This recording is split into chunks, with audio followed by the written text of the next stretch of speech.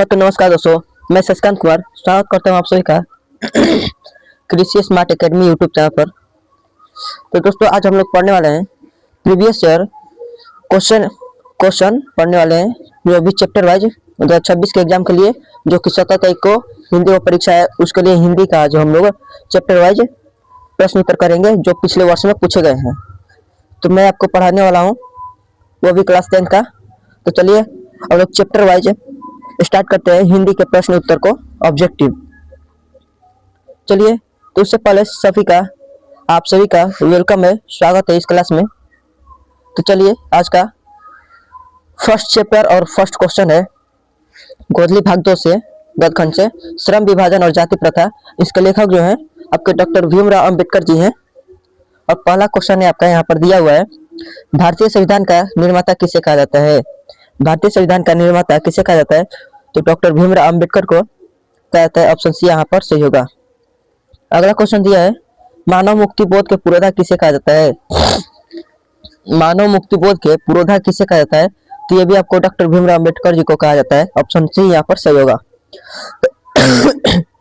अगला क्वेश्चन है यहाँ पर, भारत में जाति प्रथा का मुख्य कारण क्या है? भारत में जाति प्रथा का मुख्य कारण क्या है? तो भारत में जाति प्रथा का मुख्य कारण बेरोजगारी है। ऑप्शन नंबर ए यहाँ पर सही होगा। अगला क्वेश्चन दिया है यहाँ पर, जाति प्रथा स्वाभाविक विभाजन नहीं है, क्यों? जाति प्रथा स्वाभाविक विभाजन नहीं है, क्यों? तो आपका जाति प्रथा स्वाभाविक विभाजन नहीं है, क्यों? तो आपके रुचि पर आधारित नहीं होने के कारण है। ऑप्शन नंबर डी यहाँ पर सही होगा। अगला क्वेश्चन है यहाँ पर, आदर्श समाज स्वतंत्रता समानता भ्रातृत्व पर आधारित होगा, किसने कहा? आदर्श समाज स्वतंत्रता समानता भ्रातृत्व पर आधारित होगा, किसने कहा था? तो ये आपके किसने कहा था? तो आपके अंबेडकर जी ने कहा था। ऑप्शन बी यहाँ पर सही होगा।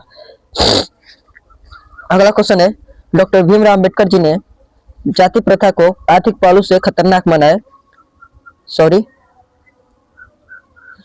डॉक्टर भीमराव अंबेडकर ने किस प्रथा को आर्थिक पहलू से भी खतरनाक माना है?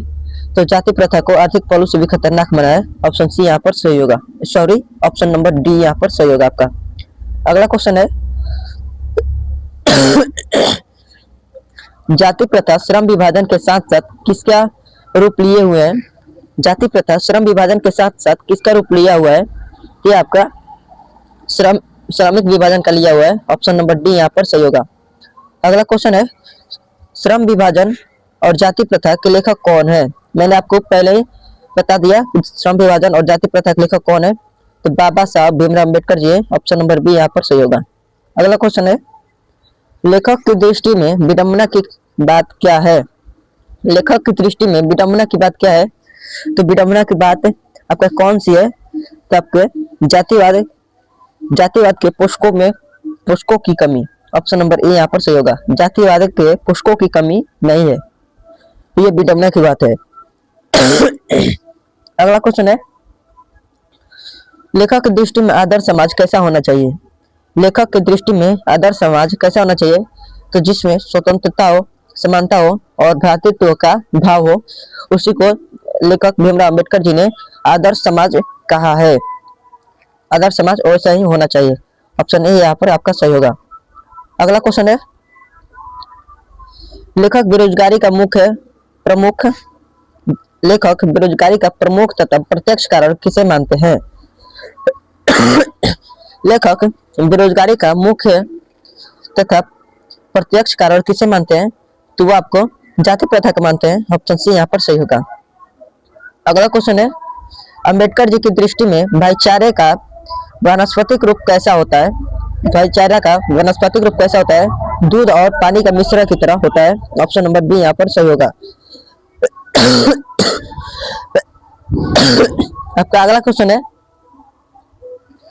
भारतीय संविधान के निर्माता में महत्वपूर्ण भूमिका किसकी है? भारतीय संविधान के निर्माता में महत्वपूर्ण भूमिका किसकी है? तो भीमराव अंबेडकर जी की है, जिसने संविधान को निर्माण किया है। अगला क्वेश्चन है, सभ्य समाज की आवश्यकता क्या है? सभ्य समाज की आवश्यकता क्या है? तो श्रम विभाजन आवश्यकता है, ऑप्शन नंबर बी यहाँ पर सही होगा। सॉरी, आवश्यक है, आवश्यक क्या है तो श्रम विभाजन है। अगला क्वेश्चन है, निम्नलिखित रचनाओं में से कौन सी रचना डॉक्टर भीमराव अंबेडकर की है? निम्न में से कौन सी रचना डॉक्टर भीमराव अंबेडकर जी की है? तो कौन सी रचना है? तो आपका द कास्ट इन इंडिया भी है, द अनचेस्टेबल यू आर दे ये भी है, हु आर सुधराज भी है, ऑप्शन नंबर डी आपका इनमें से सभी है। अगला क्वेश्चन है, आधुनिक सभ्य समाज श्रम विभाजन को आवश्यक क्यों मानता है? आधुनिक सभ्य समाज श्रम विभाजन को आवश्यक क्यों मानता है? ये आपका आवश्यक कार्य कुशलता के लिए मानता है, ऑप्शन ए यहाँ पर सही होगा। अगला क्वेश्चन है, श्रम विभाजन और जाति प्रथा, श्रम विभाजन और जाति प्रथा पाठ बाबा साहब के किस भाषण से संपादित अंश है? किस भाषण से संपादित अंश है? तो आपका एनहिलेंस ऑफ कास्ट से है, ऑप्शन नंबर सी यहाँ पर सही होगा। अगला क्वेश्चन है, प्राथमिक शिक्षा प्राप्त करने, अगला है, प्राथमिक शिक्षा प्राप्त करने के बाद अंबेडकर जी उच्चतर शिक्षा प्राप्त करने के लिए कहाँ गए थे? प्राथमिक शिक्षा प्राप्त करने के बाद अंबेडकर जी उच्चतर स्तर के लिए शिक्षा प्राप्त करने के लिए कहाँ गए थे? तो आपके न्यूयॉर्क गए थे, ऑप्शन नंबर सी यहाँ पर सही होगा। अगला क्वेश्चन है, अंबेडकर जी के चिंतन व रचनात्मक के लिए प्रेरक व्यक्ति थे। चिंतन व रचनात्मक के लिए प्रेरक व्यक्ति कौन थे? तो प्रेरक व्यक्ति आपके इनमें से सभी थे, कबीर जी भी थे, बुद्ध जी भी थे और ज्योतिबा फुले जी भी थे, फुले भी थी, ऑप्शन नंबर डी यहाँ पर सही होगा आपका इनमें से सभी। अगला क्वेश्चन है, श्रम विभाजन और जाति प्रथा शीर्षक पाठ क्या है? श्रम विभाजन और जाति प्रथा पाठ क्या है? यह ये क्वेश्चन छूट गया, ये आपका निबंध है, ऑप्शन सी यहाँ पर सही होगा। यहाँ पर एक क्वेश्चन छूट गया था, जाति पाति तोड़क मंडल भाषण लाहौर में कब किया हुआ? जाति प्रथा तोड़क मंडल भाषण लाहौर में कब हुआ? तो जाति प्रथा मंडल भाषण कब हुआ था? तो आपके 1936 ईस्वी में हुआ था, ऑप्शन सी यहाँ पर सही होगा। अगला क्वेश्चन यहाँ पर दिया है, क्वेश्चन नंबर 22। क्वेश्चन नंबर 22 है, अंबेडकर जी के भाषण एनहिलियस ऑफ कास्ट किसने हिंदी में रूपांतरण किया है? कौन जो है एनहिलियस ऑफ कास्ट भाषण को हिंदी में रूपांतरित किया है? लालन सिंह यादव जी है जो हिंदी में रूपांतरित किए हैं, ऑप्शन ए यहाँ पर सही होगा। अगला क्वेश्चन है, अंबेडकर जी का जन्म किस परिवार में हुआ था?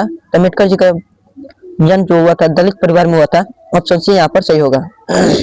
अगला क्वेश्चन है, लेखक को इस युग में कहां पर विडंबना दिखाई दिया? लेखक को इस युग में कहां पर विडंबना दिखाई दिया? कि इस युग में जातिवाद में लेखक को विडंबना दिखाई पड़ती है, ऑप्शन नंबर ए यहाँ पर आपका सही होगा। अगला क्वेश्चन है, डॉक्टर अंबेडकर के माता का नाम क्या था? डॉक्टर अंबेडकर के माता का नाम क्या था? तो डॉक्टर अंबेडकर जी के माता का नाम उनका भीमाबाई था, ऑप्शन नंबर डी यहाँ पर सही होगा। अगला क्वेश्चन है, डॉक्टर भीमराव अंबेडकर ने पीएचडी की उपाधि कब धारण की थी? अंबेडकर जी ने पीएचडी की उपाधि कब धारण की थी? तो 1916 में धारण की थी, ऑप्शन सी यहाँ पर सही होगा। अगला क्वेश्चन है, the caste in India their mechanism किसकी रचना है? तो आपके भीमराव अंबेडकर जी के, जहाँ पर हम लोगों ने देखा था 3 पुस्तकें वहां पर दिया था, तो इनमें से सही मारे थे। इनमें से एक द कास्ट इन इंडिया भी था, ऑप्शन ए यहाँ पर सही होगा। अगला क्वेश्चन है, आर्थिक पहलू से भी जाति प्रथा डैश है। आर्थिक पहलू से भी जाति प्रथा डैश है, तो यह हानिकारक है, ऑप्शन नंबर डी आपका सही होगा, हानिकारक। अगला क्वेश्चन है, डैश पेशे का दोषपूर्ण पूर्व निर्धारण करती है। डैश पेशे का दोषपूर्ण पूर्व निर्धारण करती है, किस पर निर्धारण करती है? कि आपके जाति प्रथा पर निर्धारण करती है, ऑप्शन बी यहाँ पर सही होगा। अगला क्वेश्चन है, जाति प्रथा भारत में बेरोजगारी का एक डैश कारण बनी हुई है। जाति प्रथा भारत में बेरोजगारी का एक डैश कारण बनी हुई है, तो कैसी कारण बनी हुई है? ये आपका प्रत्यक्ष भी और प्रमुख भी, यानी कि ऑप्शन नंबर सी यहाँ पर सही होगा। अगला क्वेश्चन है मूक नायक क्या है? मूक नायक क्या है? तो मूक नायक आपका एक पत्रिका है। ऑप्शन नंबर बी आपका सही होगा। अगला क्वेश्चन है यहाँ पर दिया है डॉक्टर भीमराव अंबेडकर की मृत्यु कब और कहाँ हुई? डॉक्टर भीमराव अंबेडकर जी की मृत्यु कब और कहाँ हुई थी? तो ये दिल्ली में और 1956 ईस्वी में हुई थी। ऑप्शन नंबर ए आपका सही होगा। अगला क्वेश्चन है आपका भीमराव अंबेडकर जी का जन्म कहाँ हुआ था? कब और कहाँ हुआ था? सॉरी, कब हुआ था? तो भीमराव अंबेडकर जी का जन्म आपका 14 अप्रैल 1891 को हुआ था। ऑप्शन नंबर डी आपका सही होगा। अगला क्वेश्चन है डॉक्टर भीमराव अंबेडकर का जन्म कहाँ हुआ था? जन्म कहाँ हुआ था? यहाँ पर जन्म पूछा है कहाँ हुआ था, तो मऊ मध्य प्रदेश में हुआ था। ऑप्शन नंबर ए यहाँ पर सही होगा। अगला क्वेश्चन है अगला है डॉक्टर भीमराव अंबेडकर ने किस पत्रिका का संपादन किया था?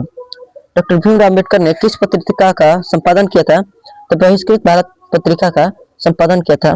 ऑप्शन सी यहाँ पर सही होगा। अगला क्वेश्चन है डॉक्टर अंबेडकर का वायंडम वांड में डॉक्टर भीमराव अंबेडकर का वांड में हिंदी के कितने खंडों में प्रकाशित हो चुकी है? कितने खंडों में प्रकाशित हो चुकी है?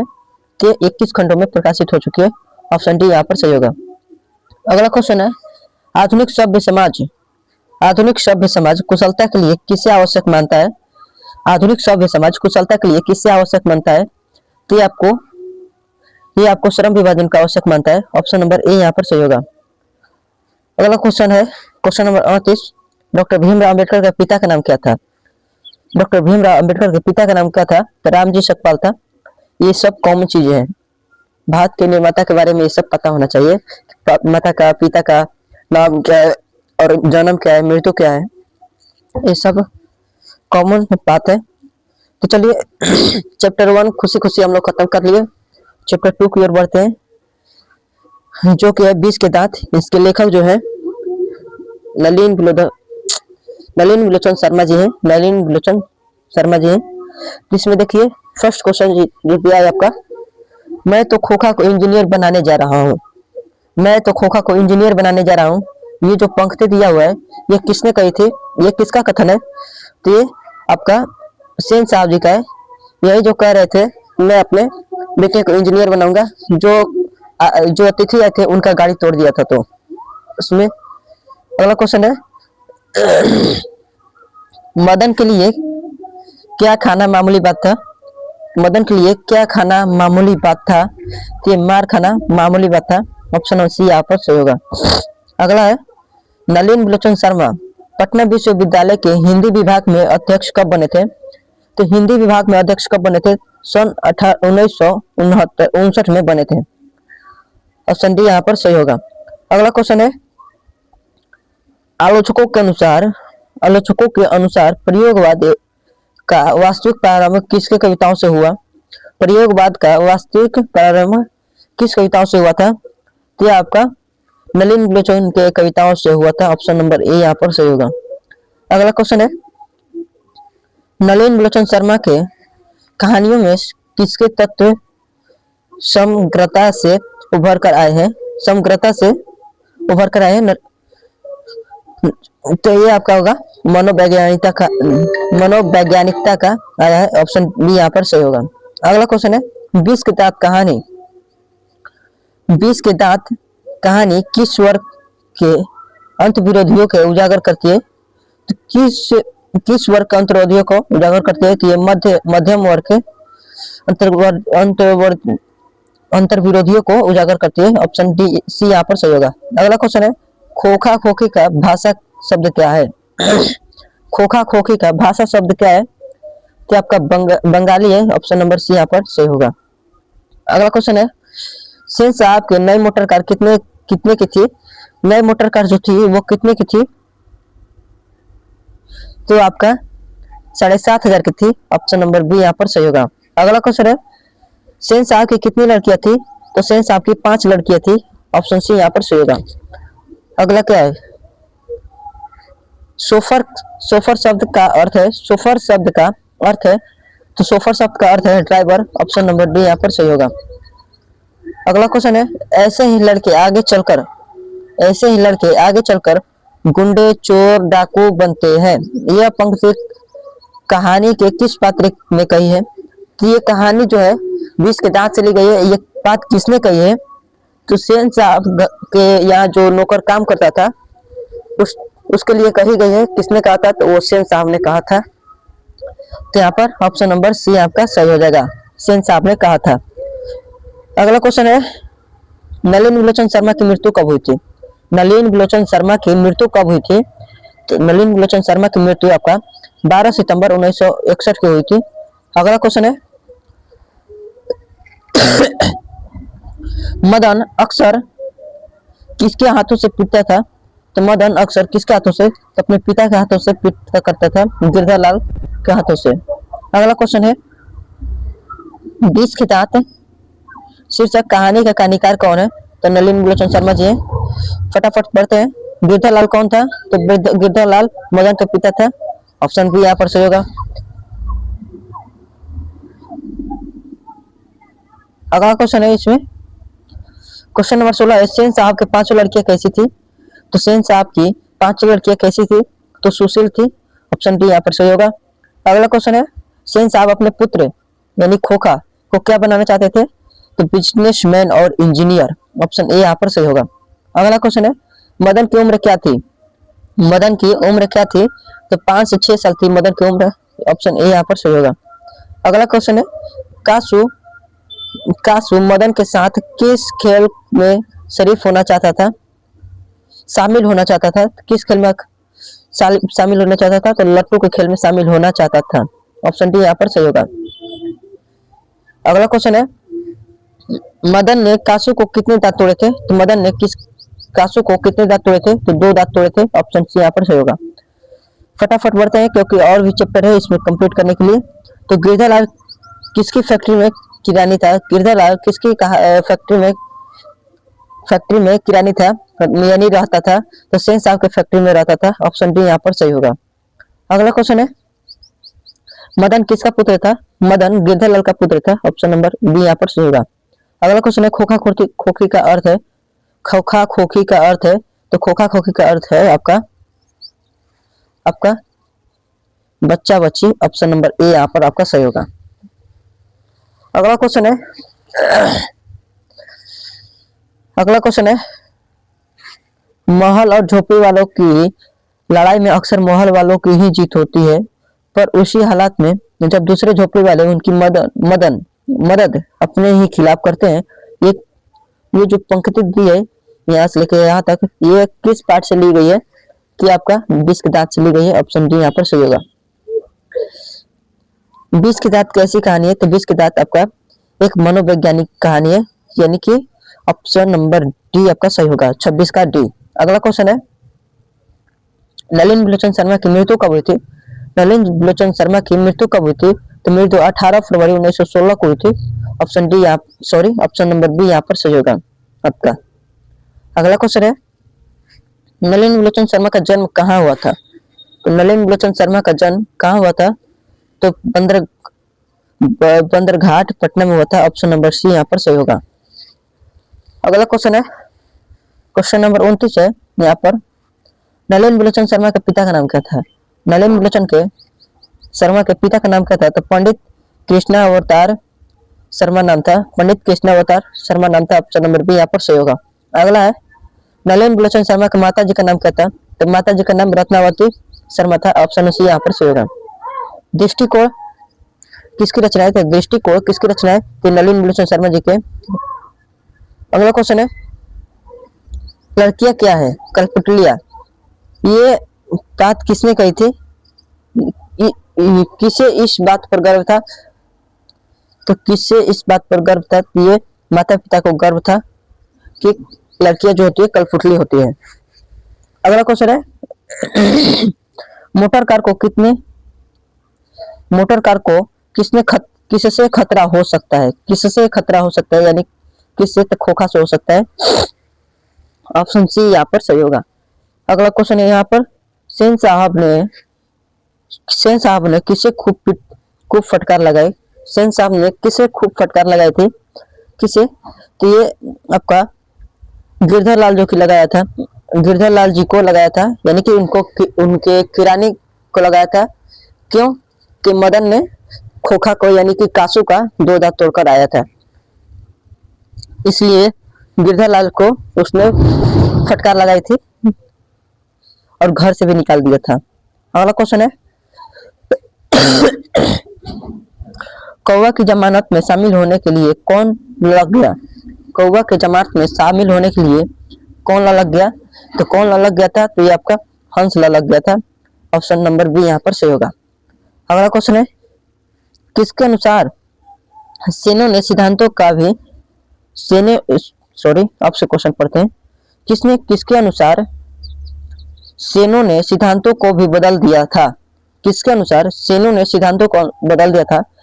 तो वो खोखा के अनुसार बदल दिए थे। ऑप्शन नंबर बी यहाँ पर सही होगा। अगला क्वेश्चन है, सीमा, रजनी, आलो, शेफाली, आरती पांचों किसकी बहन थी? तो खोखा की बहन थी। ऑप्शन बी यहाँ पर सही होगा। अगला है, खोखा के कितने दांत तोड़े? किसने दांत तोड़े? तो मदन ने तोड़े थे। Option number A. अगला क्वेश्चन है, सेन साहब की आंखों का तारा कौन था? तो सेन साहब की आंखों का तारा कौन था? तो सेन साहब की आंखों का तारा खोखा था। ऑप्शन नंबर ए बी आपका सही होगा।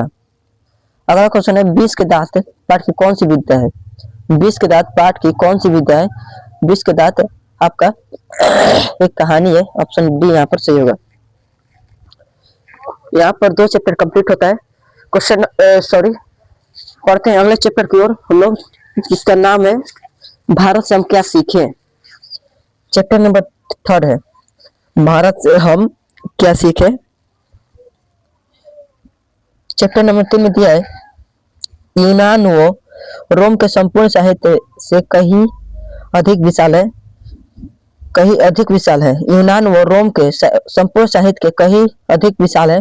तो कौन विशाल है? तो संस्कृत भाषा और साहित्य। ऑप्शन नंबर ए यहाँ पर सही होगा। अगला है, मेघदूत नामक पुस्तक का अनुवाद मैक्स मुलर ने किस भाषा में किया था?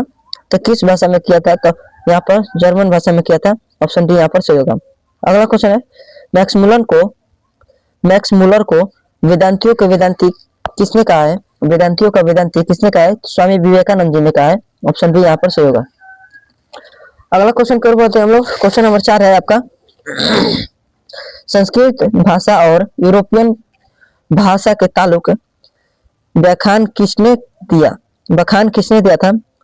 यही कि भारतीय संस्कृत भाषा और यूरोपियन भाषा का तुलनात्मक व्याख्यान किसने दिया था? तो आपके मैक्स मुलर जी ने दिया था। ऑप्शन ए आप सही होगा। अगला क्वेश्चन है, महारानी विक्टोरिया ने नाइट की उपाधि प्रदान की। रानी विक्टोरिया ने नाइट की उपाधि प्रदान की थी, तो कहां से किसने नाइट की उपाधि प्रदान की? किसको प्रदान की थी? तो मैक्स मुलर को प्रदान की थी। ऑप्शन नंबर ए यहाँ पर सही होगा। अगला क्वेश्चन है, अगला है, कंठ और केन उपनिष्कर्ष के अनुवाद मैक्स मुलर ने किस भाषा में किया था? तो आपके जर्मन भाषा में किया था। ऑप्शन सी यहाँ पर सही होगा। लिम्पजिंग विश्वविद्यालय में मैक्स मुलर ने किस भाषा का अध्ययन किया? लिम्पजिंग विश्वविद्यालय में मैक्स मुलर ने किस भाषा का अध्ययन किया था? तो आपका संस्कृत भाषा का अध्ययन किया था। ऑप्शन सी यहाँ पर सही होगा। अगला क्वेश्चन है, इंग्लिश किस भाषा का शब्द है? तो इंग्लिश जो है आपका लैटिन भाषा का शब्द है। ऑप्शन सी यहाँ पर सही होगा। अगला है, जनरल कनिंघम का शब्द किससे है? तो ये आपका किससे संबंध है? तो पुरातत्व से। ऑप्शन सी यहाँ पर सही होगा। अगला है, 172 दारिस नामक सोने के सिक्के से घड़ा कहाँ मिला था? सोने से सिक्के घड़ा कहाँ मिला था? तो ये आपका मिला था वाराणसी में। ऑप्शन नंबर सी यहाँ पर सही होगा। अगला क्वेश्चन है, नालंदा विश्वविद्यालय कहाँ पर उपस्थित है? तो नालंदा विश्वविद्यालय ये आपका नालंदा में ही उपस्थित है। और वो नालंदा कहाँ है? तो नालंदा बिहार में। ऑप्शन नंबर ए आपका सही होगा। अगला क्वेश्चन है, भारत से हम क्या सीखे के रचनाकार कौन है? यही कि भारत से हम क्या सीखे इस चैप्टर के लेखक कौन से हैं? तो लेखक आप सकते हैं मैक्स मुलर जी है। ऑप्शन नंबर बी यहाँ पर सही होगा। अगला क्वेश्चन है, नृवंश विद्या का संबंध किससे है? नृवंश विद्या का संबंध किससे है? तो किससे है आपका? तो आपका मानव विज्ञान से। ऑप्शन नंबर सी आपका सही होगा। अगला है वॉरेन हस्टिंग था। वॉरेन हस्टिंग था तो आपका भारत का गवर्नर जनरल था। ऑप्शन नंबर ए आपका सही होगा। अगला क्वेश्चन है दारिश क्या था? तो दारिश क्या था? तो दारिश आपका सोने का प्राचीन सिक्का था। ऑप्शन बी आपका सही होगा। अगला है प्लेटो का संबंध किस देश से था? तो प्लेटो का संबंध आपका यूनान से था। ऑप्शन नंबर डी आपका सही होगा। अगला है शाहनामा का रचनाकाल है। शाहनामा का रचनाकाल है तो ये आपका 10वीं से 11वीं सदी है। ऑप्शन नंबर बी यहाँ पर सही होगा। अगला है मुंडा किस देश की जाति है? मुंडा किस देश की जाति है? तो मुंडा आपका भारत की जाति है। ऑप्शन नंबर डी आपका सही होगा। अगला क्वेश्चन पर बढ़ते हैं हम लोग। क्वेश्चन नंबर 19 है आपका संस्कृत का अग्नि शब्द लैटिन में किस रूप में मिलता है? जो संस्कृत का अग्नि शब्द है ये लैटिन के किस रूप में मिलता है, यानी कि उसको लैटिन भाषा में क्या कहते हैं? तो उसको हम लोग इंग्लिश कहते हैं। ऑप्शन नंबर सी यहाँ पर सही होगा। अगला क्वेश्चन है सर विलियम जोन्स ने भारत की यात्रा कब की थी? सर विलियम जोन्स जो है वो भारत की यात्रा कब किए थे? तो वो 1783 में किए थे। ऑप्शन नंबर डी यहाँ पर सही होगा। अगला क्वेश्चन है भारत से हम क्या सीखे? पाठ में नए सिकंदर का विशेषण किसके लिए प्रयुक्त हुआ है? तो किसके लिए ये प्रयुक्त हुआ है? कि आपके युवा अंग्रेज अधिकारियों के लिए। ऑप्शन नंबर सी आपका सही होगा। अगला क्वेश्चन है क्वेश्चन नंबर 22 में है आपका प्रत्न मानव का अर्थ क्या है? प्रत्न मानव का अर्थ क्या है? तो प्रत्न मानव का आपका अर्थ जो है प्राचीन मानव है। ऑप्शन नंबर सी आपका सही होगा। अगला क्वेश्चन है हरकस थे तो हरकस कौन थे? तो हरकस जी आपके कौन थे? तो ये आपके वनस्पतिक वैज्ञानिक था। ऑप्शन नंबर ए आपका सही होगा। अगला नंबर क्वेश्चन है क्वेश्चन नंबर 24 है भारत कहाँ बसता है? भारत कहाँ बसता है? तो भारत आपका कहाँ बसता है? तो आपके गांव में बसता है। ऑप्शन नंबर डी आपका सही होगा। अगला है पारसियों का धर्म को क्या नाम है? पारसियों के धर्म का क्या नाम है? तो पारसियों के धर्म का क्या नाम है? तो आपका जरथुस्त्र नाम है। ऑप्शन नंबर डी यहाँ पर आपका सही होगा। अगला क्वेश्चन है मैक्स मुलर का जन्म कब हुआ था? मैक्स मुलर का जन्म कब हुआ था? तो मैक्स मुलर का जन्म आपका 6 दिसंबर 1823 को हुआ था, यानी कि ऑप्शन नंबर डी यहाँ पर आपका सही होगा। अगला क्वेश्चन है मैक्स मुलर का जन्म कहाँ हुआ था? मैक्स मुलर जी का जन्म कहाँ हुआ था? तो मैक्स मुलर जी का जन्म आपका डियॉन जर्मनी में हुआ था। ऑप्शन नंबर डी आपका सही होगा, बी आपका सही होगा। अगला क्वेश्चन है मैक्स मुलर के पिता का नाम क्या था? तो मैक्स मुलर के पिता का नाम आपका विलियम मुलर था। ऑप्शन नंबर ए आपका सही होगा। अगला क्वेश्चन है किसे वाराणसी के पास सोने के सिक्के से भरा एक घड़ा मिला था? वाराणसी के पास सोने का घड़ा मिला था। सोने के सिक्के का भरा घड़ा मिला था। किसको मिला था? तो आपको वॉरेन हेस्टिंग्स को मिला था, यानी कि ऑप्शन नंबर ए आपका सही होगा। अगला क्वेश्चन है कौन प्राचीनतम भाषा है? कौन प्राचीनतम भाषा है? तो इसमें से कौन प्राचीनतम भाषा है? तो आपका संस्कृत जो है सबसे प्राचीनतम भाषा है। ऑप्शन सी आपका सही होगा। अगला क्वेश्चन है मैक्स मुलर की मृत्यु कब हुई? मैक्स मुलर की मृत्यु कब हुई थी? तो इनकी मृत्यु 28 अक्टूबर 1900 में हुई थी, 1900 ईस्वी में। ऑप्शन डी यहाँ पर सही होगा। अगला है किसके अध्ययन क्षेत्र में भारत का कारण नवजीवन का संचार हो चुका है? किसके अध्ययन क्षेत्र में भारत के कारण नवजीवन का संचार हो चुका है? किसके? तो आपका नीति कथा के कारण हो चुका है। ऑप्शन नंबर बी आपका सही है। अगला क्वेश्चन है दारिश नामक सोने के सिक्के से भरा घड़ा किसे मिला था? तो हमने देखा था किसे मिला था, तो वॉरेन हेस्टिंग्स को मिला था। ऑप्शन सी यहाँ पर सही होगा। अगला है मेघदूत का जर्मनी का अनुवादक किसने कहा है? तो मेघदूत का जर्मनी का अनुवादक किसने कहा है? तो आपके मैक्स मुलर जी ने कहा है। ऑप्शन सी यहाँ पर सही होगा। क्वेश्चन नंबर 35 की ओर बढ़ते हैं हम लोग। क्वेश्चन नंबर 35 में आपका भारत से हम क्या सीखे पाठ की कौन सी विद्या है? ये पाठ की कौन सी विद्या है? तो आपका भाषण है एक। ऑप्शन नंबर सी आपका सही होगा। अगला क्वेश्चन है मैक्स मुलर के अनुसार सच्चे भारत के दर्शन कहाँ हो सकते हैं? तो गांव में हो सकते हैं, ग्रामीण भारत में हो सकते हैं। ऑप्शन सी यहाँ पर सही होगा। अगला क्वेश्चन है प्लेटो और कांट के महान थे। प्लेटो और कांट के महान थे। तो प्लेटो और कांट के महान कौन थे? तो आपके दार्शनिक महान थे, दार्शनिक थे। ऑप्शन बी यहाँ पर सही होगा। महान डैश थे। अगला क्वेश्चन है मैक्स मुलर ने डैश वर्ष की अवस्था में लिपिंजिंग विश्वविद्यालय में संस्कृत का अध्ययन प्रारंभ किया था? किस वर्ष की उम्र में विश्वविद्यालय लिपिंजिंग विश्वविद्यालय में संस्कृत का अध्ययन प्रारंभ किया था? तो कितने वर्ष की उम्र में? तो आपके 18 वर्ष की उम्र में किए थे। ऑप्शन डी यहाँ पर सही होगा।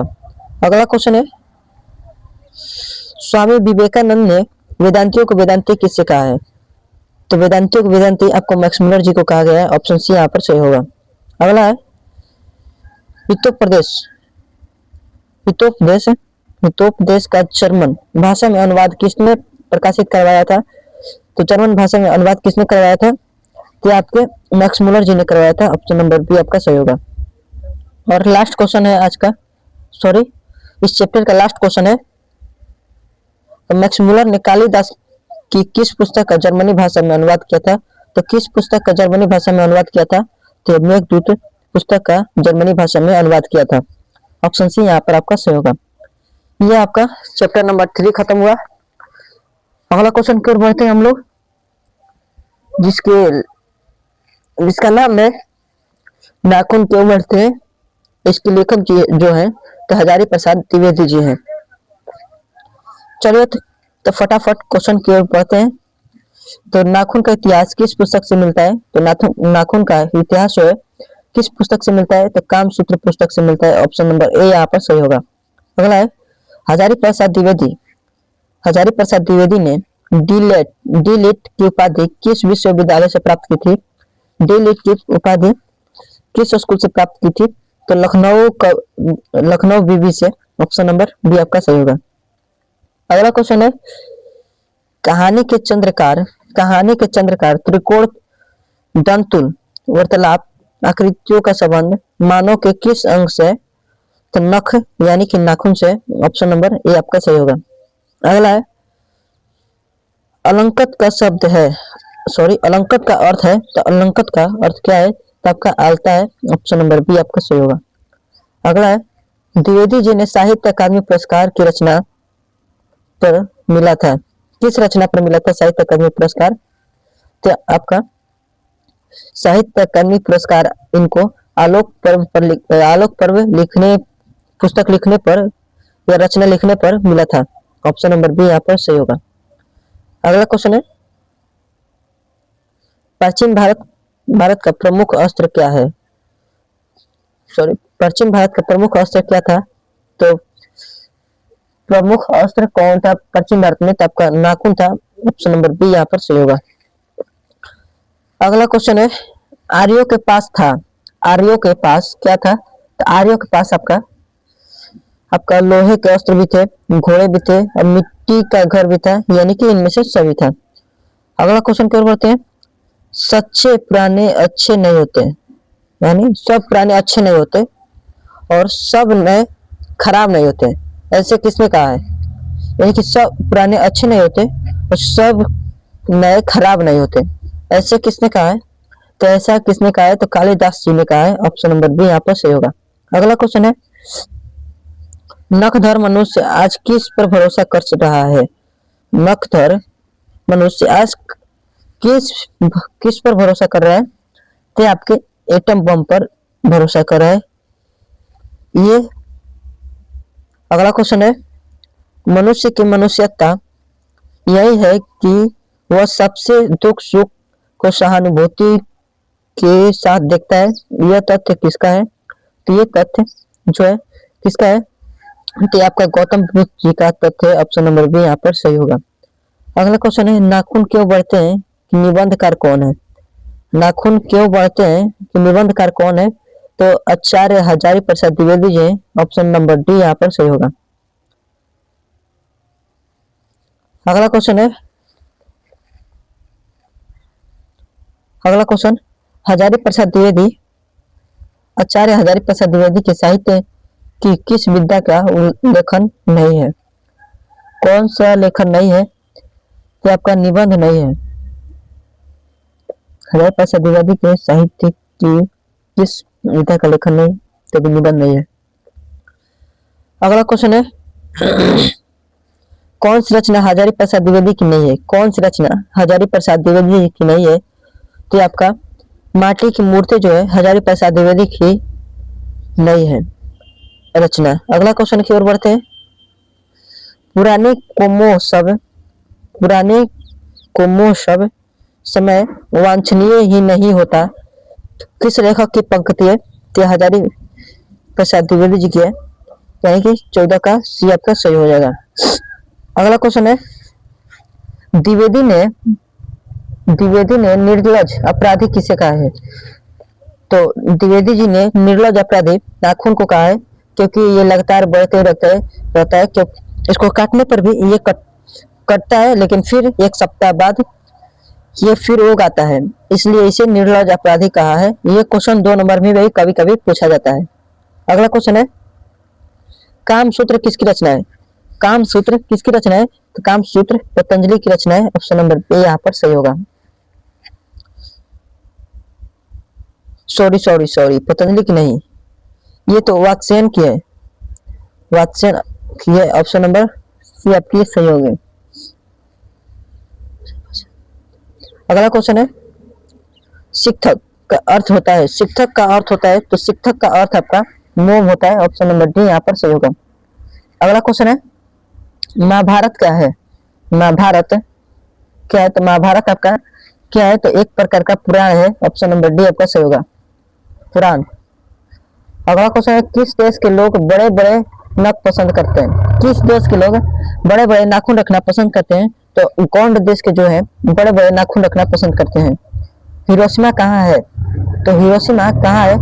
तो हिरोशिमा आपका जापान में है, तो हिरोशिमा आपका जापान में है। यहाँ पर बम भी गिराया गया था, आपको पता होगा कितना हानि हुआ था। अगला क्वेश्चन है, कौन छोटे नखों की पसंद करते हैं? कौन जो है छोटे नख रखना पसंद करते हैं? तो कौन? तो दक्षिणात्य जो है वो छोटे नख रखना पसंद करते हैं, ऑप्शन नंबर ए यहाँ पर आपका सही हो जाएगा। अगला क्वेश्चन है, अगला क्वेश्चन इसमें है, नाखून क्यों बढ़ते हैं? किस प्रकार का निबंध है? नाखून क्यों बढ़ते हैं, ये किस प्रकार का निबंध है? ये आपका ललित निबंध है, ऑप्शन नंबर ये आपका सही होगा। दिधुची की हड्डियों से क्या बना है? दिधुची की हड्डियों से क्या बना है? तो इंद्र का वज्र बना है, ऑप्शन नंबर सी यहाँ पर सही होगा। अगला है, नाखून का बढ़ना किसका परिमाण है? नाखून का बढ़ना किसका परिमाण है? तो आपका मनुष्य की अंध सहजात वृत्ति का है, ऑप्शन नंबर बी आपका सही होगा। अगला क्वेश्चन है, हजारी प्रसाद द्विवेदी जी का जन्म कब हुआ था? तो हजारी प्रसाद द्विवेदी जी का जन्म आपका कब हुआ था? तो 1907 में हुआ था, ऑप्शन नंबर बी आपका सही होगा। अगला क्वेश्चन है, हजारी प्रसाद द्विवेदी जी का जन्म कहाँ हुआ था? तो हजारी प्रसाद द्विवेदी जी का जन्म आपका बलिया उत्तर प्रदेश में हुआ था, ऑप्शन सी यहाँ पर सही होगा। अगला है, कौन मनुष्य का आदर्श नहीं बन सकती है? कौन मनुष्य की आदर्श नहीं बन सकती है? तो आपका बंदरिया जो है आदर्श नहीं बन सकती है, ऑप्शन नंबर बी यहाँ पर सही होगा। अगला क्वेश्चन है, देवताओं के राजा से किसे संबोधित किया जाता है? देवताओं के राजा से किसे संबोधित किया जाता है? तो इंद्र को देवताओं को राजा संबोधित किया जाता है, ऑप्शन सी यहाँ पर सही होगा। अगला है, नाखून किसका प्रतीक है? यानी कि नख किसका प्रतीक है? तो नख आपका पशुता का प्रतीक है, ऑप्शन नंबर बी यहाँ पर सही होगा। अगला क्वेश्चन है, पृथ्वीराज रसो किसका संपादन है? पृथ्वीराज रसो किसका संपादन है? तो ये आपका हजारी प्रसाद द्विवेदी जी का संपादक है, ऑप्शन नंबर ए आपका सही होगा। अगला क्वेश्चन है, हजारी प्रसाद द्विवेदी को कब पद्म भूषण की उपाधि से सम्मानित किया गया? इनकी पद्म भूषण उपाधि इनको कब मिला था, यानी कि उपाधि से कब सम्मानित किया गया था? तो इनको 1957 में पद्म भूषण उपाधि से सम्मानित किया गया था। अगला क्वेश्चन है, अशोक के फूल किसकी रचना है? अशोक के फूल किसकी रचना है? तो अशोक के फूल जो है द्विवेदी जी की रचना है, ऑप्शन सी यहाँ पर सही होगा। अगला क्वेश्चन है, लेखक के अनुसार मनुष्य के नाखून किसके जीवंत प्रतीक है? जीवंत का प्रतीक है, तो जीवंत का प्रतीक किसका है? तो पार्श्विक भीति की है, ऑप्शन नंबर सी आपका सही होगा। अगला क्वेश्चन है, हजारी प्रसाद द्विवेदी की मृत्यु कब हुई थी? हजारी प्रसाद द्विवेदी की मृत्यु कब हुई थी? तो दिल्ली में हुई थी। कब और कहाँ हुई थी? तो दिल्ली में हुई थी और 1979 ईस्वी में हुई थी। अगला क्वेश्चन है, सहजात वृत्ति किसे कहा जाता है? सहजात वृत्ति किसे कहा जाता है? तो सहजात वृत्ति आपका अनजान स्मृति को कहा जाता है, ऑप्शन नंबर बी यहाँ पर सही होगा। अगला क्वेश्चन है, द्विवेदी जी से किसने पूछा कि नाखून क्यों बढ़ते हैं? द्विवेदी जी से किसने पूछा था कि नाखून क्यों बढ़ते हैं? तो उनके छोटी लड़की जी ने पूछा था, ऑप्शन नंबर बी यहाँ पर सही होगा। अगला क्वेश्चन है, नाखून क्यों बढ़ते हैं पाठ के बूढ़े ने सबसे बड़ी चीज किसे माना है? नाखून क्यों बढ़ते हैं पाठ में बूढ़े ने सबसे बड़ी चीज किसे माना है? तो प्रेम को माना है, ऑप्शन ए यहाँ पर सही होगा। अगला क्वेश्चन है, ललित निबंध कौन है? तो आपका नाखून क्यों बढ़ते हैं, ये आपका ललित निबंध है, ऑप्शन नंबर बी यहाँ पर सही होगा। अगला क्वेश्चन है, हजारी प्रसाद द्विवेदी द्वारा रचित पाठ है। हजारी प्रसाद द्विवेदी द्वारा रचित पाठ कौन सा है? तो आपका नाखून क्यों बढ़ते हैं, ये है, ऑप्शन नंबर ए आपका सही होगा। अगला क्वेश्चन है, पुराने का मोह सब समय वांछनीय ही नहीं होता, यह पंक्ति किस पाठ से है? तो ये आपका नाखून क्यों बढ़ते हैं इस कहानी से है। अगला क्वेश्चन है, अनाम दास का पोथा उपन्यास किस लेखक की कृति है? तो ये किस लेखक की कृति है आपकी? तो ये हजारी प्रसाद द्विवेदी जी की है, ऑप्शन नंबर ए आपका सही होगा। अगला है, आलोकपूर्ण शीर्षक निबंध संग्रह किसकी रचना है? तो ये किसकी रचना है? तो ये भी आपका हजारी प्रसाद द्विवेदी जी का ही है। यहाँ पर चैप्टर नंबर 4 आपका खत्म होता है, चैप्टर नंबर 5 यहाँ पर स्टार्ट होता है, जिसका नाम है नागरी लिपि। और इसके लेखक जो है कौन है? तो इनके लेखक जो है गुणाकर मूले जी, इनकी गुणाकर मूले।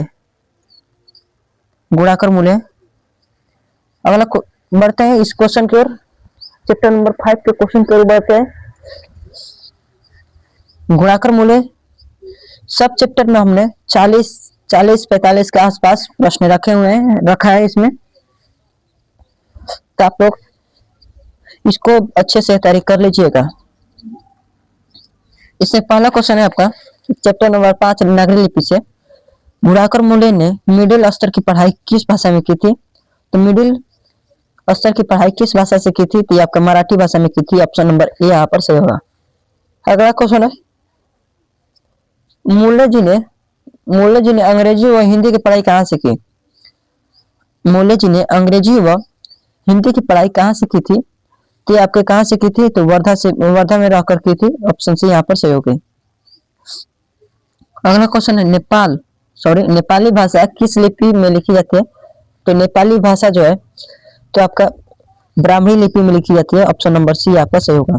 अगला क्वेश्चन है, इस अक्षर का संबंध, ये जो अक्षर दिया है ल अक्षर का संबंध वर्तमान में किस भाषा से है? तो आपका मराठी भाषा से, ऑप्शन नंबर बी आपका सही होगा। अगला क्वेश्चन है, बंगाली लिपि प्राचीन नागरी लिपि की है। बंगाली लिपि जी है प्राचीन नागरी लिपि की क्या है? तो क्या है? तो आपकी बहन है, ऑप्शन नंबर बी आपका सही होगा। अगला क्वेश्चन है, केरल के शासकों द्वारा सिक्कों पर वीर केरलस्य शब्द किस लिपि में लिखी गई है? तो आपके किस लिपि में लिखी गई है? देवनागरी लिपि में लिखी गई है। ऑप्शन ए आपका सही होगा। अगला क्वेश्चन है, पहले पहल किन राजाओं ने लेखों की लिपि को ही नंदी नागरी नाम दिया था? पहले पहल किन राजाओं ने लेखों के लिपि को नंदी नागरी नाम दिया था? किन लेख को? तो आपको विजयनगर के राजाओं का लिपि को नंदी नागरी नाम दिया था। ऑप्शन नंबर बी आपका सही होगा। अगला क्वेश्चन है, टंकसाल का संबंध है, टंकसाल का संबंध है, तो टंकसाल का संबंध किससे है? तो सिक्कों से। ऑप्शन नंबर ए आपका सही होगा, सिक्का। अगला क्वेश्चन है, श्रवण बेलगोला का संबंध है, श्रवण बेलगोला का संबंध आस्थान का संबंध है, आस्थान का संबंध है, तो कहां से? तो जैन धर्म से संबंध है इसका। अगला क्वेश्चन है, किस शासक ने अपने सिक्कों पर राम सीता की आकृति और नागरी लिपि के रामशीय शब्द अंकित करवाए थे? तो कौन है? तो अकबर जो थे वो करवाए थे। अगला क्वेश्चन है, नागरी लिपि शीर्षक निबंध के निबंधकार कौन है? तो गुणाकर मूल्य जी हैं। ऑप्शन नंबर ए आपका सही होगा। चैप्टर का फर्स्ट में ही हम लोगों ने देख लिया था। अगला क्वेश्चन है, नागरी लिपि शीर्षक पाठ किस पुस्तक से लिया गया है? नागरी लिपि शीर्षक पाठ किस पुस्तक से लिया गया है? तो आपका किस पुस्तक से लिया गया है? तो भारतीय लिपियों की कहानी से लिया गया है। ऑप्शन नंबर बी यहाँ पर सही होगा। अगला है, मराठी भाषा की लिपि कौन सी है? मराठी भाषा की लिपि कौन सी है? तो मराठी भाषा की लिपि आपकी देवनागरी है। ऑप्शन सी आपका सही होगा। अगला है, सिंधम क्या है? सिंधम क्या है? तो सिंधम आपका एक प्रकार का लिपि है। ऑप्शन नंबर डी आपका सही होगा। अगला है, किसे देवनागरी की संज्ञा दी गई है? किसे देवनागरी की संज्ञा दी गई है? तो काशी जो है उसे देवनागरी की संज्ञा दी गई है। ऑप्शन बी यहाँ पर सही होगा। अगला क्वेश्चन है, हिंदी के आदि कवि कौन है? हिंदी के आदि कवि कौन है? तो हिंदी का आदि कवि कौन है? तो शरफपाद जी है वो आदि कवि। ऑप्शन नंबर ए आपका सही होगा। अगला है, उंगम वर्ष कौन था? उंगम वर्ष कौन था? तो उंगम वर्ष आपका प्रख्यात राष्ट्रकूट राजा था, प्रख्यात राष्ट्रकूट राजा था। अगला क्वेश्चन है, मिहर भोज की ग्वालियर प्रस्तुत किस भाषा में? महिर भोज की ग्वालियर प्रशिष्ट किस भाषा में है? किस भाषा में है प्रशिष्ट? तो आपका संस्कृत भाषा में। ऑप्शन नंबर सी यहाँ पर सही होगा। बेतवा शब्द कहाँ है? बेतवा शब्द कहाँ है? तो बेतवा शब्द इंदौर के पास है। ऑप्शन नंबर ए आपका सही होगा। अगला क्वेश्चन है, दक्षिण भारत के पांड्य प्रदेश से किस राजा के पाटलियम ताम्रपत्र मिले हैं? भारतीय, आपसे क्वेश्चन पढ़ते हैं और ध्यान से। तो दक्षिण भारत के पांड्य प्रदेश में किस राजा ने पाटलियम ताम्रपत्र मिले थे? किस राजा को पाटलियम पत्र मिला था और कहाँ के राजा को? किस राजा को मिला था? कि आपको राजा वर्ग को मिला था। ऑप्शन नंबर बी यहाँ पर सही होगा, राजा वर्ग को मिला था। अगला है, उत्तर भारत की विशेष स्थापत्य शैली किसे कहते हैं? स्थापत्य शैली किसे कहते हैं? तो इसे हम लोग नागर शैली को कहते हैं। ऑप्शन डी यहाँ पर सही होगा। अगला क्वेश्चन है, देवनागरी लिपि में मुद्रण के टाइप कब बने? देवनागरी लिपि में मुद्रण के टाइप कब बने थे? तो ये आपके 2 सदी पहले ही बने थे। ऑप्शन नंबर ए आपका सही होगा। अगला है, नागरी लिपि कब एक स्वदेशिक लिपि थी? नागरी लिपि कब एक स्वदेशिक लिपि थी? तो कब? तो आपका 8वीं से 11वीं सदी में थी। ऑप्शन नंबर सी आपका सही होगा। अगला क्वेश्चन है, पहले दक्षिण भारत की नागरी लिपि क्या कहलाती है? यानी कि 23 हो गया। दक्षिण भारत, पहले दक्षिण भारत की नागरी लिपि को क्या कहते थे? तो उससे हम लोग क्या कहते हैं? तो सिंघम कहते हैं। ऑप्शन नंबर डी यहाँ पर सही होगा। क्वेश्चन नंबर 25 की ओर बढ़ते हैं। गुणाकर मूल्य जी का जन्म कब हुआ था? तो जन्म कब हुआ था? तो 1935 ईस्वी में हुआ था। ऑप्शन नंबर ए आपका सही होगा। अगला क्वेश्चन है, गुणाकर मूल्य जी का जन्म कहाँ हुआ था? तो इनका जन्म कहाँ हुआ था? महाराष्ट्र में हुआ था। ऑप्शन नंबर सी यहाँ पर सही होगा।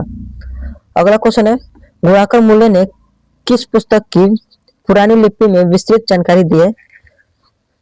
किस लिपि में विस्तृत जानकारी दी है? तो अक्षर कथा में आपका विस्तृत जानकारी दी हुई है। ऑप्शन डी यहाँ पर सही होगा। सॉरी, ऑप्शन नंबर बी यहाँ पर सही होगा। अगला क्वेश्चन है, विजयनगर के राजाओं के लेखों की लिपि को क्या नाम दिया गया? या इसको घुमाकर क्वेश्चन को पूछ सकता है, विजयनगर के शासकों के लेख किस लिपि में थी, किस लिपि में है? तो ये ऐसे घुमाकर क्वेश्चन में पूछ सकते हैं आपसे। तो आपको आंसर दोनों का एक ही होगा, नंदी नागरी लिपि होगा। ऑप्शन नंबर सी आपका सही होगा। अगला क्वेश्चन है, गुप्तों की राजधानी को क्या कहा जाता है? गुप्तों की राजधानी को क्या कहा जाता है? तो गुप्तों की राजधानी को आपको क्या कहा जाता है? तो आपको देवनगर कहा जाता है। ऑप्शन नंबर डी यहाँ पर सही होगा। अगला क्वेश्चन है, गुणाकर मूल्य ने विभिन्न विषयों पर गुणाकर मूल्य ने विभिन्न विषयों पर कितने निबंध लिखे हैं? विभिन्न विषयों पर कितने निबंध लिखे हैं? तो 2500 से भी अधिक निबंध लिखे हैं। ऑप्शन नंबर बी यहाँ पर सही होगा। अगला क्वेश्चन है, भारतीय लिपियों की कहानी किनके प्रसिद्ध रचना है? भारतीय लिपियों की कहानी किनकी प्रसिद्ध रचना है? तो आपका गुणाकर मूल्य जी का है। ऑप्शन नंबर ए आपका सही होगा। अगला है, इस्लामी शासक का आरंभ काल है।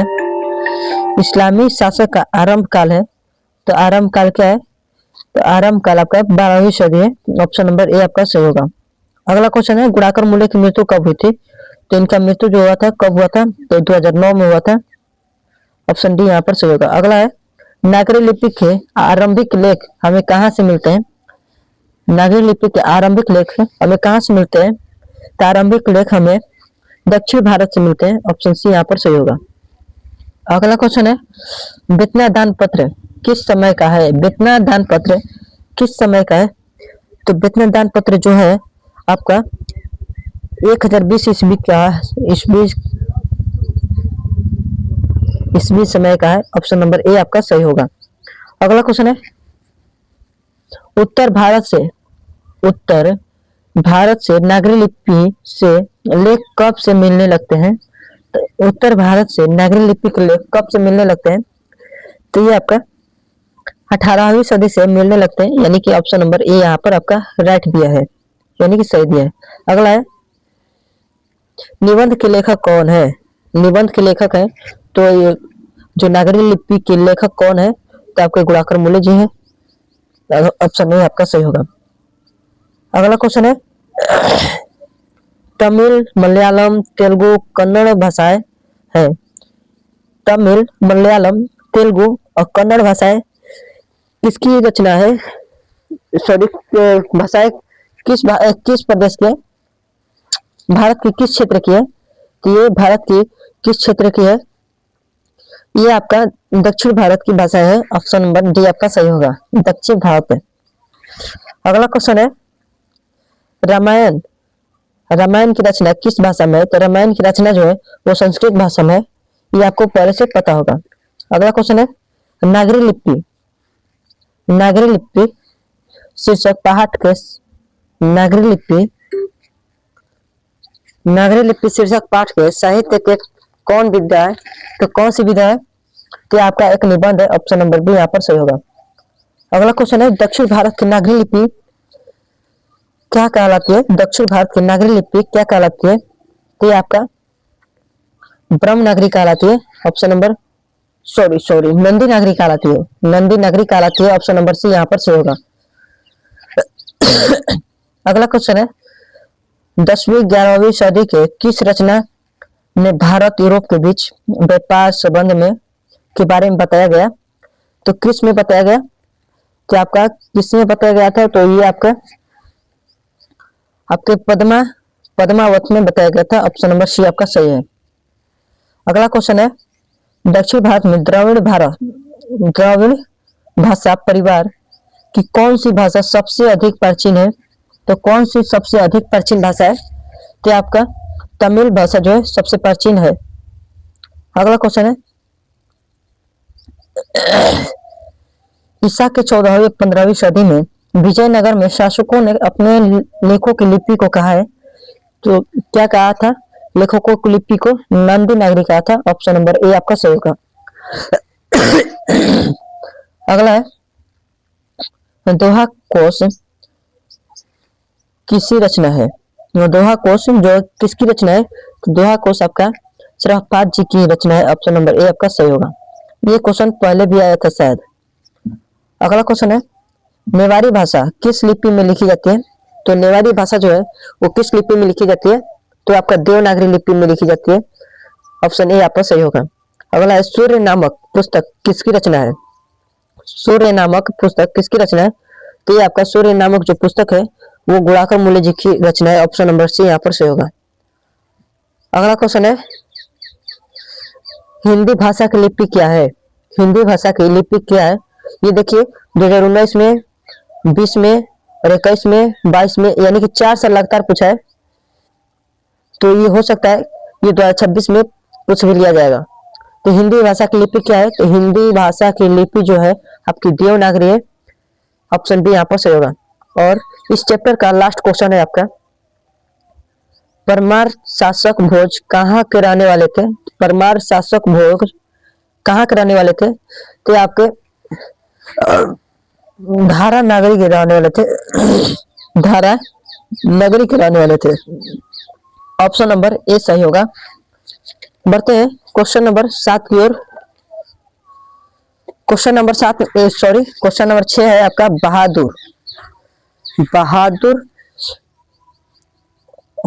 है चैप्टर नंबर 6। इसके लेखक जो है अमरकांत जी हैं। अमरकांत जी इनके लेखक है। अमरकांत जी हैं इनके लेखक। ये आप लोग ध्यान में रखिएगा, इससे काफी क्वेश्चन बन सकते हैं। अगला क्वेश्चन है,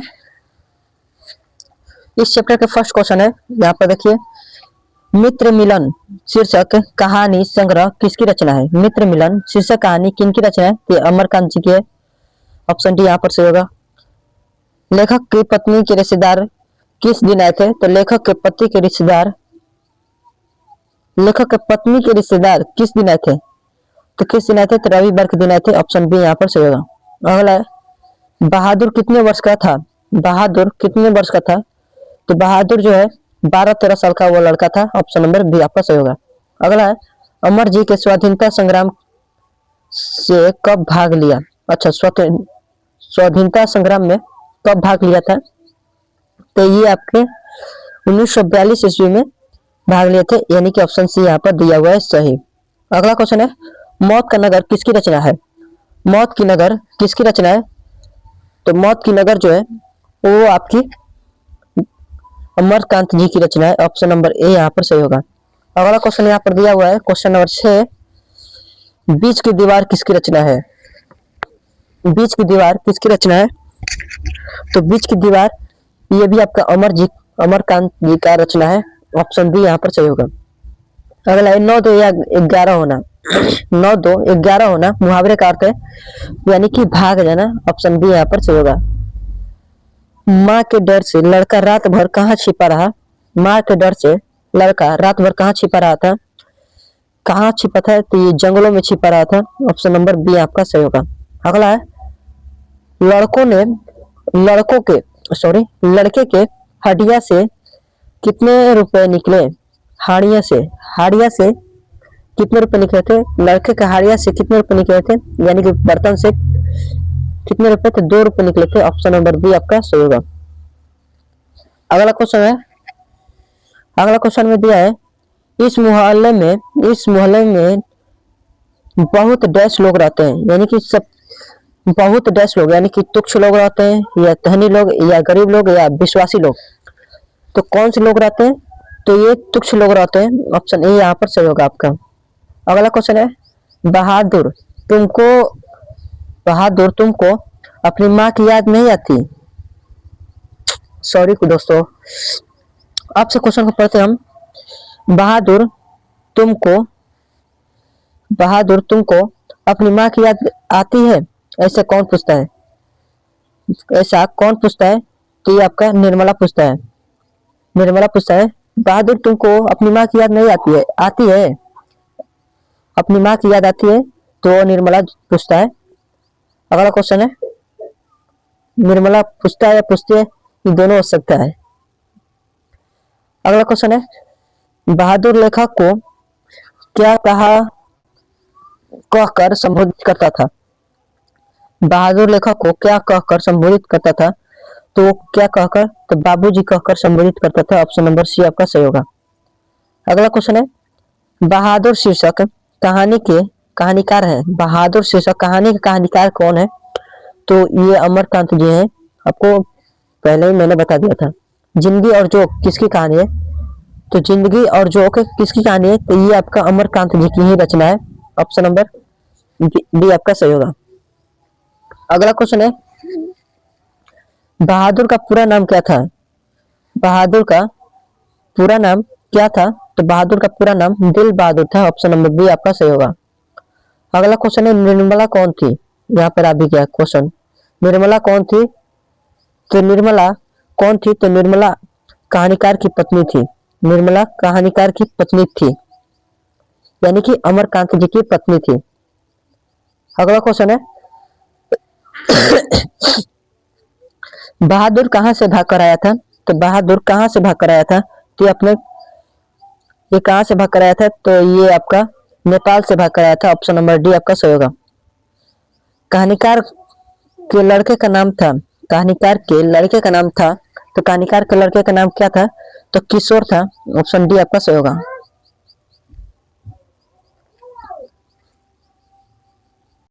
अगला क्वेश्चन है आपका दिया हुआ है, तो रिश्तेदार की पत्नी के कितने रुपए खो गए थे?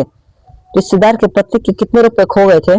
तो 11 रुपए खो गए थे। ऑप्शन नंबर ए आपका सही होगा। अगला क्वेश्चन है, रुपए खोने के प्रपंच किसने रचा था? रुपए खोने का प्रपंच किसने रचा था? तो कहानीकार के रिश्तेदार ने रचा था। ऑप्शन नंबर सी आपका सही होगा। अगला क्वेश्चन है, बहादुर कौन था? बहादुर कौन था? तो बहादुर एक नौकर था, वो अमरकांत जी के घर में। अगला क्वेश्चन है, बहादुर कैसी कहानी है? तो बहादुर एक कैसी कहानी है? तो एक सामाजिक कहानी है। इसमें बताया गया है कि एक छोटे वर्ग के बच्चों या लोगों को कैसे दबाया जाता है, इसके बारे में बताया गया है इस कहानी में। अगला क्वेश्चन है यहाँ पर, इसमें भी 40-45 क्वेश्चन के आसपास है, तो आप लोग कीजिएगा पूरा प्रश्न। इसमें क्वेश्चन दिया है 23 नंबर, बहादुर अपने घर से क्यों भागा था? बहादुर अपने घर से क्यों भागा था? तो माँ के मार की डर से भागा था। ऑप्शन बी यहाँ पर सही होगा। उसने गैया को मार दिया था, इसलिए माँ के मारने के डर से ही वो भाग गया था घर छोड़कर। अगला क्वेश्चन है, बहादुर कहानी के लेखक अमरकांत का जन्म कब हुआ था? बहादुर कहानी के लेखक अमरकांत का जन्म कब हुआ था? तो अमरकांत जी का जन्म कब हुआ था? तो 1925 ईस्वी में हुआ था। ऑप्शन बी यहाँ पर सही होगा। अमरकांत का जन्म कहाँ हुआ था? अमरकांत का जन्म कहाँ हुआ था? तो बलिया उत्तर प्रदेश में हुआ था। ऑप्शन नंबर ए आपका सही होगा। अगला क्वेश्चन है, मौत का नगर किस लेखक की कहानी संग्रह है? मौत के नगर किस लेखक की कहानी संग्रह है? किस लेखक की? तो आपके अमरकांत जी की है। ऑप्शन नंबर डी यहाँ पर सही होगा। अगला क्वेश्चन है आपका, अमरकांत को किस कहानी लेखन के लिए प्रस्तुत किया गया? किस कहानी लेखन के लिए प्रस्तुत किया गया था? पुरस्कृत किया गया था पुरस्कृत किया गया था किस कहानी के लिए? तो आपके डिप्टी कलेक्टर के लिए पुरस्कृत किया गया था, यानी कि पुरस्कार दिया गया था। अगला क्वेश्चन है, अमरकांत की रचना, अमरकांत किस पुस्तक के पुरस्कृत किया गया? किस पुस्तक के लिए उनको पुरस्कार दिया गया था? किस कहानी के लिए? कौन सा पुरस्कार दिया गया था, किस पुस्तक के लिए पुरस्कार दिया गया था, यानी कौन कौन सा पुरस्कार दिया गया था उनको, तो यानी कि साहित्य अकादमी पुरस्कार उनको दिया गया था। ऑप्शन नंबर बी यहाँ पर सही होगा। अगला है, निर्मला आंखों पर क्या रख कर रोने लगी, निर्मला आंखों पर क्या रख कर रोने लगी, तो निर्मला जो है अपनी आंखों पर आंचल रख कर रोने लगी। ऑप्शन सी यहाँ पर सही होगा। अगला क्वेश्चन है, किसने बहादुर के डंडे से पिटाई कर दी, किसने बहादुर की डंडे से पिटाई कर दी, तो आपके किशोर जो है लेखक के लड़का, उसने डंडे से पिटाई कर दी थी बहादुर की। अगला क्वेश्चन है, नाश्ता पानी के बाद बातों की क्या छानने लगे, नाश्ता पानी के बाद जो रिश्तेदार आए थे वो नाश्ता पानी करने के बाद इस, जो है उसके मजाक उड़ाने लगे, यानी कि बहादुर जो था उसके मजाक उड़ाने लगे। तो उसको उसको पूछा गया है मुहावरा के अर्थ में, तो क्या छानने लगे थे, तो उन लोग क्या छानने लगे थे, तो ये लोग जलेबी छानने लगे थे। मुहावरा के रूप में पूछा गया है कि नाश्ता करने के बाद वो लोग जलेबी छानने लगे थे, किसका, तो वो बहादुर का।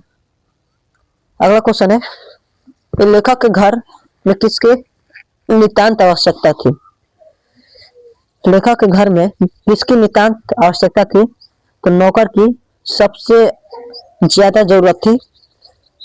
उनकी पत्नी ने कहा था कि एक नौकर लाना आवश्यक है इस घर में। अगला क्वेश्चन है,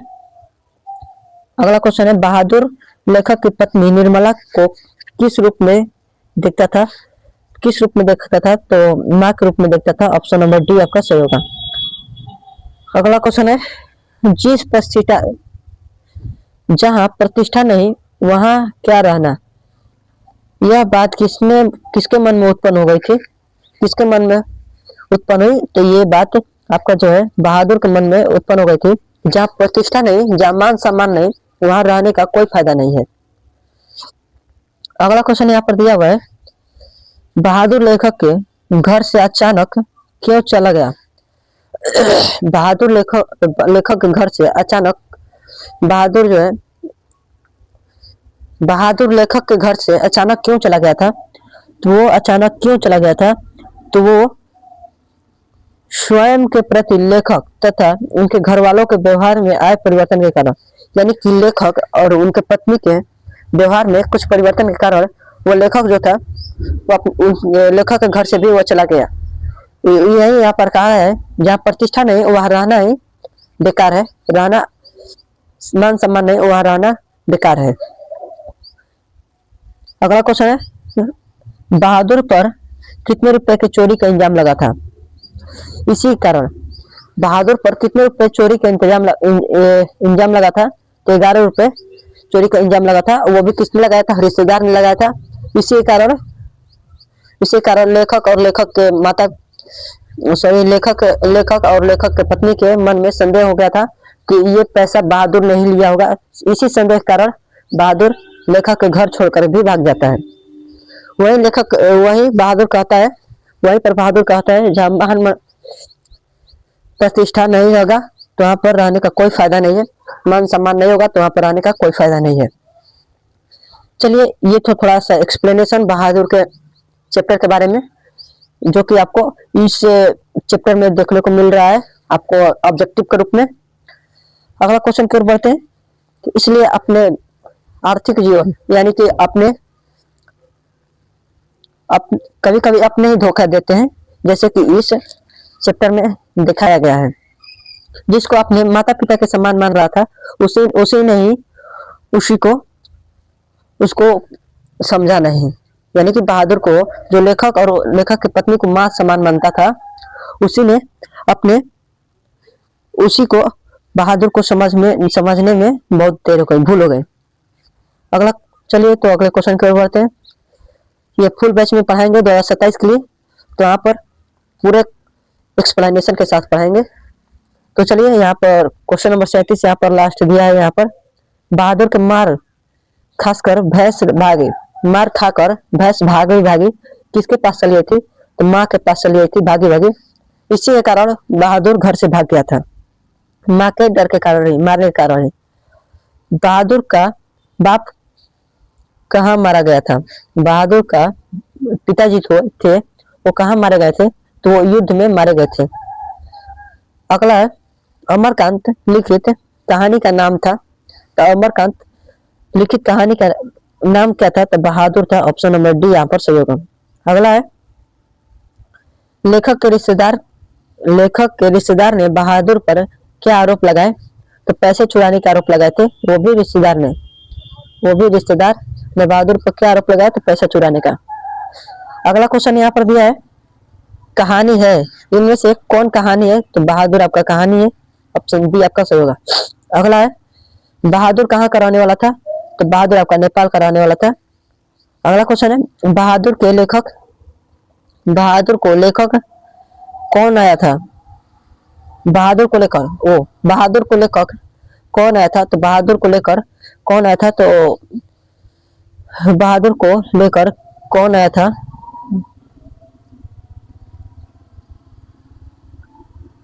बहादुर को लेकर कौन आया था? तो लेखक का साला जो है वो लेकर आया था। अगला क्वेश्चन है लेखक अमरकांत ने हाई स्कूल की शिक्षा कहाँ से प्राप्त की? लेखक ने हाई स्कूल की परीक्षा कहाँ से प्राप्त की? तो हाई स्कूल की जो परीक्षा है वो कहाँ से प्राप्त की है? तो बलिया से की है। ऑप्शन ए यहाँ पर सही होगा। और लास्ट क्वेश्चन है इस चैप्टर का बहादुर शीर्षक कहानी के किशोर कौन था? बहादुर कहानी शीर्षक के किशोर कौन था जो बहादुर को डंडे से मारा था? तो कौन था? तो लेखक के साले का पुत्र था, यानी कि लेखक के साला का पुत्र, यानी कि उसके लेखक के पत्नी के भाई का लड़का था। लेखक के पत्नी के भाई का लड़का था। यहाँ पर यहीं तक हम लोग रहने देते हैं। ये क्वेश्चन चैप्टर 7 हम लोग 1 बजे यानी कि 1 या 2-3 बजे हम लोग इसको कवर करेंगे। इस चैप्टर को 7 से लेकर 12 चैप्टर तक हम लोग करेंगे, यानी कि 5 चैप्टर और रह गया है हम लोगों को, यानी कि 200 प्रश्न शायद होंगे लगभग। तो हम लोग ये शाम को इस क्लास को दे देंगे। चलिए तो मिलते हैं नेक्स्ट वीडियो में, नेक्स्ट क्लास में 2-3 बजे शाम को। तब तक के लिए थैंक यू। अगर आपको ये वीडियो पसंद आया, इस क्लास से कुछ समझ में आया, तो इस वीडियो को लाइक करें, कमेंट करें, शेयर करें और ऐसे वीडियो के लिए सब्सक्राइब जरूर करें। और कोई भी डाउट हो तो आप हमसे कमेंट सेक्शन में बेझिझक पूछ सकते हैं। तब तक मिलते हैं नेक्स्ट वीडियो में। तब तक के लिए थैंक यू। जय हिंद, जय भारत।